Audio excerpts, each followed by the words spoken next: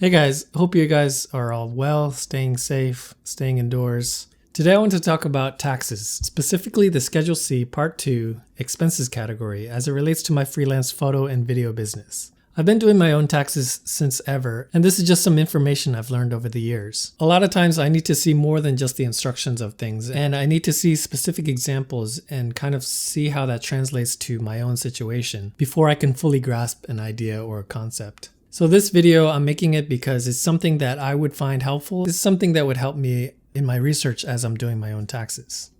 Now, I think it's a good idea to know how taxes are done, even if you have an accountant or somebody else that does it for you. You may think if you have somebody else doing your taxes and all you need to do is save your receipts and then send it to them so that they can figure it out.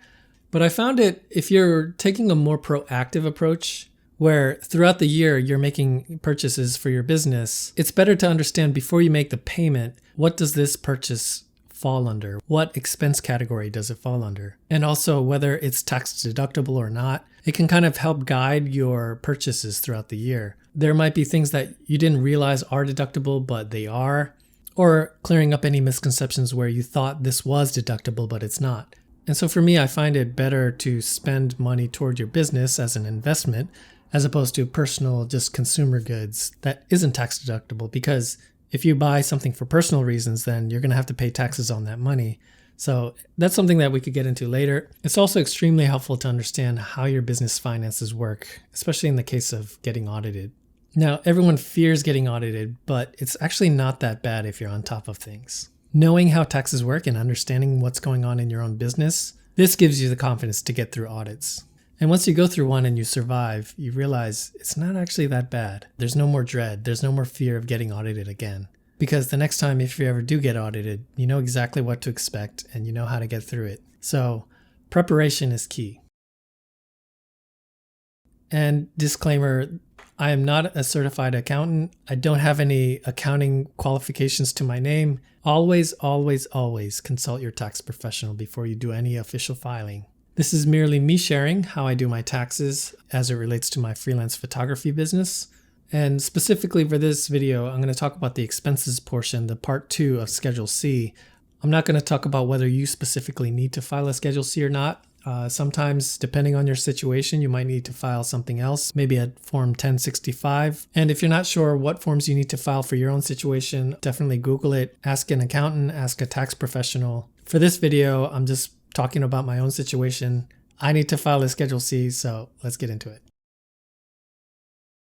A very simple way to look at how business finances work is you've got your revenue, which is your total sales or how much money you make throughout the year, less your expenses, how much you spend on making your business run, equals your net profit or loss. And this is a very simplified way of looking at things. There's also other things like cost of goods sold if you have inventory that you sell, perhaps merchandise or prints. That falls under a different section of the expenses, but the general simplified picture is revenue minus expenses equals your net profit or loss. So today we're going to talk about the expenses, the part 2 of Schedule C.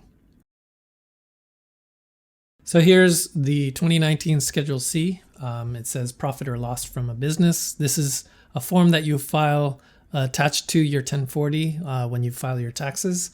Big picture, you've got your basic information up at the top.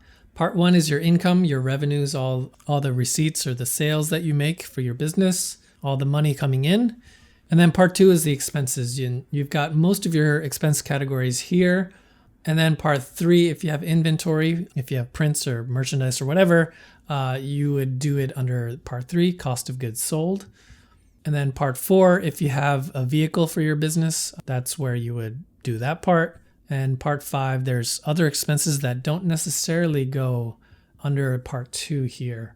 You have to kind of separate it out and then list them in part 5. So we'll kind of touch upon part 5, some of the other expenses. But for this video, I'm mainly going to concentrate on part 2 expenses, basically line 8 through 27. There are a lot of things that don't really apply to me in my business, so I'm not going to talk about it. I'll just kind of skip over it. So anyway, let's get into it. So again, the purpose of this video is familiarity, just to get to know what the forms actually look like. A lot of times you might use tax software and they just have these questionnaires and you don't know exactly what the final form looks like. And so this is just kind of to help you get to know it. So if you don't know where to go, Google, type in Schedule C, and always make sure, look at the URL, make sure it says IRS.GOV. And then if you click that, it'll take you to their official site. And again, always verify the URL to make sure it says IRS.GOV. And here you will see current revision. And if you click this, it'll show you the fillable PDF. This is what the Schedule C looks like. And then if you go here, you'll see instructions for Schedule C. This is what the official kind of newspaper instructions will look like. This is just the PDF version, but it's harder to kind of search through. So if you go to this one, this is basically just the website version. It's a lot more easy to search for relevant information, and also you can kind of see these clickable table of contents. This is a very easy way. And just to get to know the IRS website, I'm sure a lot of you haven't even looked at the IRS website directly. I know a lot of times you can just search on Google for tax advice. You'll see a lot of blog posts and whatnot. And it's kind of can be a little bit difficult to kind of figure out what's official advice, if it's correct or not. So I always get to know what the official IRS website says, what the instructions say there.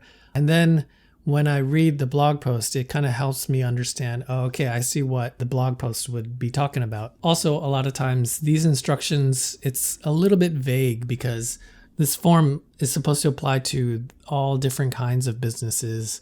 And so the verbiage, the language that it uses, it has to kind of be very broad. Sometimes it goes into specifics of different types of businesses, but a lot of times it's not. And so you might read something and you're like, how would this apply to my photo business? And so then when you search on Google for other blog posts and tax advice, it might expand on how does office expense apply to the photo business. And so sometimes your specific business, your niche or your industry might have specific situations that isn't necessarily described in these instructions. So this is what the IRS website looks like. Generally speaking, there's a bazillion tax forms out there and they all have instructions. And so this is just kind of getting to know your Schedule C instructions. So here you have an introduction. It kind of talks about what the Schedule C applies to. There's even sometimes specifics relating to the film and television, production expenses, things like that.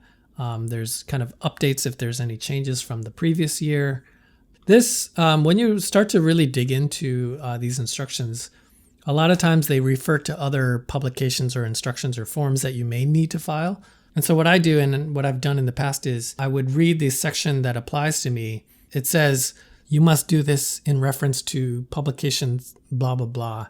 And so then I would go look up that other publication, read the section that applies to what this is talking about. And then I just dig into all the scenarios and see what my own situation applies to. And this is kind of tricky. Sometimes it may not be very clear when you're digging into that rabbit hole. And so this is also supported by a bunch of Google searching, trying to find any clarity on situations that I might not be sure. And then I also have discovered other forms that I need to file when you have your own photo business. Here's an example. It says exceptions for creative property. It says if you're a freelance artist, author, or photographer, which is me, you may be exempt from capitalization rules, blah, blah, blah. And then it says for details, go see Uniform Capitalization Rules under Publication 538. So this is when I would go to Google, type in Pub 538. And you'll see IRS.gov. Always make sure it says IRS.gov. This is Publication 538, and it talks about accounting periods and methods. And then what I do here is I don't go to the search bar. I just hit Command F on my browser, and then I type in Uniform Capitalization Rules. And then you can see that there are 18 hits in this publication. I'm just going to kind of keep hitting it until I find the section that I needed. Let's keep going. And here I see Uniform Capitalization Rules. And if you scroll down, you'll see something that applies to us, possibly. It says tangible personal property, videos, photographs, something that sounds like it might apply to us, right? So then you kind of read a little bit further. and you see some exceptions. And here specifically qualified, blah, blah, blah, as a photographer. So this is what I would do, is dig into what the publication says. And sometimes it says, go see section something else. And I would just kind of go through that rabbit hole and make sure everything is legit. Make sure I've covered my bases. So again, this is kind of a behemoth. Tax is not a simple thing, but over time, as you dig into it, as you research it, you'll start to understand and get a better sense of how taxes work. So for me, it's not easy, it's not overnight, but if you're just starting your own home business, definitely go hire a tax professional. But all of this gives you a better understanding of what's going on so that when you talk to your tax professional, you can communicate with them much more easily. So I hope this was helpful in giving you an introduction on the Schedule C expenses. Stay tuned for the next video where I'll go over the line item expenses. Do me a favor, go ahead and hit that thumbs up and click subscribe if you want to see more videos. Till next time. See ya.